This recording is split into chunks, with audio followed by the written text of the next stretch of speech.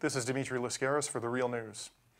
In the latest salvo in the war of words between President Trump and North Korea's foreign minister, Yong-ho, said on Monday that Trump had declared war on his country. However, last weekend, Trump claimed our leadership wouldn't be around much longer, and hence, at last, he declared a war on our country. The foreign minister's comments were in response to Trump, who had tweeted on Saturday, "Just heard Foreign Minister of North Korea speak at UN. If he echoes thoughts of Little Rocket Man, they won't be around much longer." Meanwhile, the U.S. Air Force flew bombers and fighter jets near the North Korean border. Joining us to analyze this increasingly dangerous situation is Larry Wilkerson. Larry is a retired United States Army colonel and the former Chief of Staff to the United States Secretary of State, Colin Powell. Larry, thank you so much for joining us again. Good to be with you, Dimitri. So, Larry, as someone who has worked at the highest levels and at the intersection of the U.S. military leadership and a presidential administration, you're uniquely situated to answer this increasingly important question. And that is, in this extremely dangerous situation, do you think that the military officials in the Trump administration are more likely to be acting as a restraint on Trump's hostility towards North Korea, or do you think they're more likely to be encouraging military action to deal with the situation? I think the answer to that question is they're probably building restraint, or at least their advice is for restraint. But I'll have to refer back to what one of my students in seminar said today as we discussed the U.S.-Iran situation with regard to whether or not President Trump is going to declare Iran non-compliant with the JCPOA or do something else to extract the United States from that agreement mid-October or later. The student said something very insightful, I think. This is going to be Donald Trump's decision, no one else's. And while that might seem the case with all post-World War II presidents, if not all of them altogether, it's really not the case. Most presidents, when they're making national security decisions of this weight and consequence, do weigh considerably the advice of those around them, whether it's John Kennedy listening to Bobby Kennedy and the others on the executive committee during the Cuban Missile Crisis, or whether it's Harry Truman listening to Dean Acheson's counsel in 1950 after North Korea had invaded South Korea. I think this student's onto something. I think the thing I worry most about is that Trump is going to make the decisions based strictly on his parameters and listen to no one. And do you think we've seen evidence of this, apart from his imperious behavior, but in terms of the actual conduct of the United States military since his administration began? Do you think we've seen evidence of this to date, that he is prepared to depart from the advice that he's receiving from senior military officials? I think we have, and I think you're seeing it every day. It may be rhetorical, but it's extremely dangerous. You may have noticed with regard to the DPRK, for example, that a statement out of DPRK today in North Korea was that Trump has declared war. They've taken his tweets, his statements, as a declaration of war.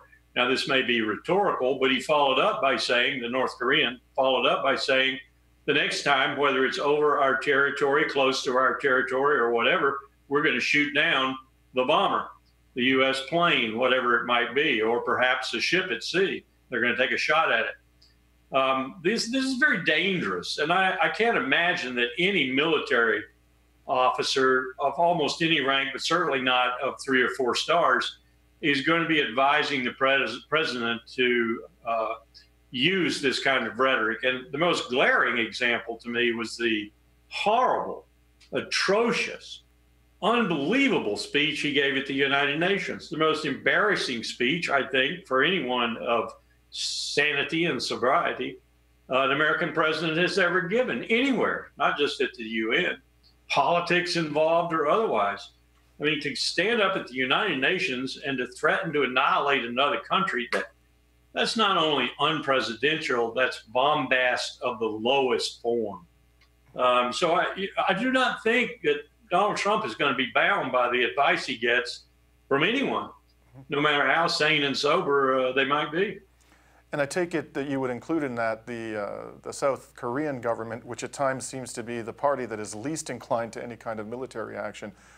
Do we have any reason to believe that Trump might be swayed by their extraordinary and obvious reluctance to engage in a military conflict with the North? That's a Republican trait, I think. I served George H.W. Bush, George W. Bush, 1 year in the Clinton administration. We don't seem to think about our allies, and particularly Republicans don't seem to think about our allies. We think about them when we're in a pinch, or we think about them when we need some money from them, or when we need this or that political statement to confirm our own. But when it comes down to interests, we don't seem to bring them into consideration at all. That was one of my major points I kept bringing up with Colin Powell and with others in the Bush administration when we were discussing the situation that's at hand right now, but at a lower level with North Korea, when they revealed that they had a highly enriched uranium program, and when in 2002 and 2003, we tried to craft a way to deal with it, resulting in the six-party talks. I saw a very pronounced tendency to not think about our allies, to only think about us. And here you have an administration that has publicly declared its policy to be America first. And we might as well say America first, second, third, fourth, and always. That seems to be the mantra. That seems to be the ideology that is motivating this administration. So they're not going to think about North Korea. I didn't have any problem understanding why in a week or two period, Trump had called Prime Minister Abe 8 times and President Moon only twice, when Moon is the one really up cheek and jowl with the North Korean threat. He's comfortable with Prime Minister Abe, who in many respects, Japanese style, is somewhat like him. He's not comfortable with President Moon because he's not the kind of person who wears his policies on his sleeve, as it were. And he's of an opposite inclination politically, conservative, progressive, liberal, those sorts of things we throw out there to describe people. So I don't think he's thinking of South Korea at all. And he seems to be a supporter, President Trump, of the madman theory of foreign relations, the idea being that if you act crazy, you are more likely to intimidate your opponent and ultimately get them to concede. How do you think this approach to foreign policy is likely to play out with the North Korean regime? First of all, this sort of politics is reprehensible in any world leader, but it's more expected of someone like Kim Jong-un, someone who is really very, very weak, doesn't have much population behind him, doesn't have a powerful economy behind him, has a cult, really, society, has a criminal regime, counterfeits our money, counterfeits our cigarettes, and so forth. It's more expected of someone like that, a nefarious little man who really has nothing but braggadocio to support him in terms of political power. A vast military, to be sure, but a military that would succumb quite quickly to the U.S. military if a fight were to occur. But it's not expected of a man who's president of supposedly the greatest democracy, the greatest military power, the greatest economic power on the globe. What's expected of him is magnanimity, judiciousness, plain speaking perhaps, but plain speaking in more or less diplomatic terms with which most of his allies, if not all of them, would agree, and so forth. That is anything but Donald Trump.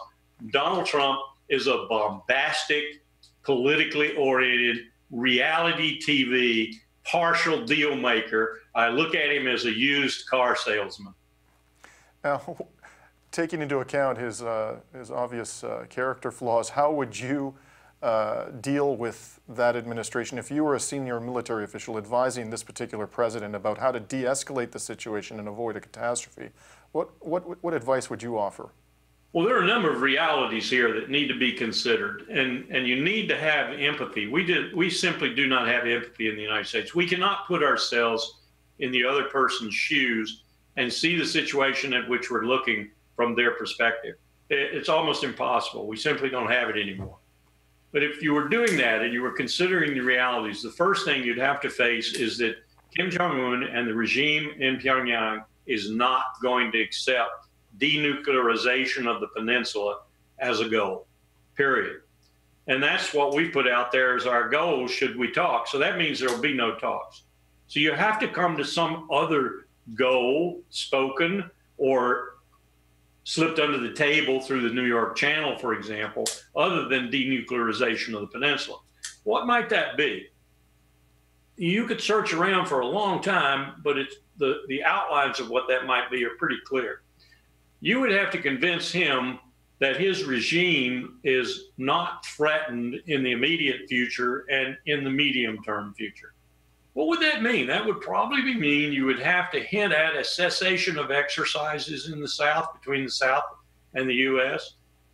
You would probably have to quit doing the kind of threatening things you're doing, like flying along the DMZ or bringing B-2 bombers over from Guam and landing them in South Korea or whatever it might be. And you would have to get some things from him. This is the initial exchange, if you will, in exchange for those things happening. And because I'm the greater power, I might be willing to start that process. But from him, you'd want to get a cessation of ballistic missile testing, or at least a slowdown in it. You'd want to get a cessation of nuclear weapon testing, that is, blowing up nuclear weapons in North Korea, or at least much fewer. You'd want to get a calming nature onto the braggadocio on both sides. You would promise that you would slow down, and he would promise he would slow down. And you would go through this until you got to some point where you actually could talk, where you actually could discuss the kinds of things that you need to talk about. I don't think we're going to see a denuclearized peninsula, but we probably could get to the point where through negotiations, through talks, we get some sort of situation that we could live with. That is to say, North Korea's nuclear stockpile would not be increased. They would not work assiduously on miniaturizing and therefore being able to put a nuclear weapon on a ballistic missile. And they would stop missile testing other than those that they need for their own defense, which in this case means that they would range South Korea, but probably nowhere else. You could get to this sort of thing. Do I believe for a moment that those sorts of negotiations would have ultimate impact and that we wouldn't have cheating and we wouldn't have problems in the future? No. But at least we would be doing something other than what we're doing right now, which is very dangerous. And during what we're doing, lots of things can happen. My God, you could even have people in the North get upset with Kim to the extent that they overthrew him. You could even have a situation where ultimately South Korea becomes a nuclear power. You could even have a situation where the United States pulled its forces off the peninsula in exchange for a guarantee to both the South and the North that neither of them would threaten the other. There are all manner of imaginative, creative things that you could do besides sitting back and calling each other rocket men and all the things that we're throwing out at one another now, which is, as I said, very dangerous. Well, this has been Dimitri Lascaris speaking to Colonel Lawrence Wilkerson about the latest salvo in the war of words between the North Korean regime and Donald Trump. Thank you very much for joining us today, Larry. Thanks for having me, Dimitri. And this is Dimitri Lascaris for The Real News.